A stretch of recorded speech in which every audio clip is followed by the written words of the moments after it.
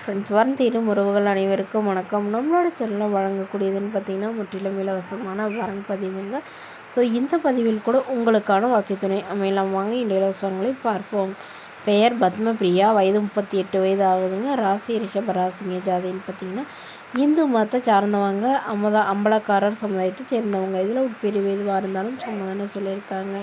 இவங்களுடைய படிப்புன்னு பார்த்திங்கன்னா இவங்க 10ஆம் வகுப்பு முடிச்சிருக்காங்க.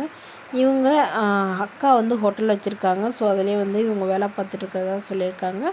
இவங்களுடைய திருமண நிலைன்னு பார்த்திங்கன்னா செகண்ட் மேரேஜ் தாங்க. ஸோ வரக்கூடிய ஃபஸ்ட்டாக இருந்தாலும் ஓகே, செகண்டாக இருந்தாலும் ஓகேன்னு சொல்லியிருக்காங்க. இவங்களுடைய முகவரின்னு பார்த்திங்கன்னா இவங்க மதுரையை சார்ந்தவங்க. மணமகளுடைய வசதி நிலைன்னு பார்த்திங்கன்னா இவங்க ஓரளவு மிடில் கிளாஸ் ஃபேமிலிங்க. சொந்த வீடு மட்டும்தான் இருக்கிறதா சொல்லியிருக்காங்க. மற்றபடி பெருசாக எதுவும் வசதியெலாம் இல்லைங்க. நகை போட்டு கல்யாணம் பண்ண கொடுக்குற அளவுக்கு வசதியெல்லாம் எங்களுக்கு இல்லைன்னு சொல்லியிருக்காங்க. ஸோ அதனால் வரக்கூடியவர் சாதாரண குடும்பம் மணமகனாக இருந்தாலே போதுங்க. வாடகை வீடாக இருந்தாலும் நான் ஏற்றுக்கிறேன்னு சொல்லியிருக்காங்க. ஸோ மேலும் இந்த மணமகள் தன்னோட ஃபோட்டோ கொஞ்சம் மறைச்சி போடுங்க. நேரில் கேட்குறப்ப ஃபோட்டோ கொடுத்துருங்கன்னு சொன்னதுனால ஃபோட்டோ கொஞ்சம் மறைச்சி போட்டிருக்காங்க.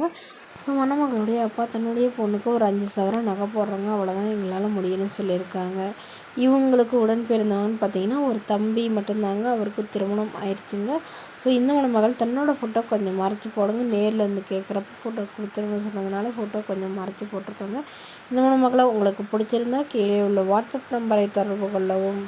அடுத்த வரன் பேர் பார்த்திங்கன்னா சுபஸ்ரீ, வயது 38 வயது ஆகுதுங்க. ராசி மீன ராசிங்க. ஜாதின்னு பார்த்திங்கன்னா இதில் அம்பலக்காரர் சமுதாயத்தை சார்ந்தவங்க. இதில் உட்பிரிவு எதுவாக இருந்தாலும் சம்மதம்னு சொல்லியிருக்காங்க.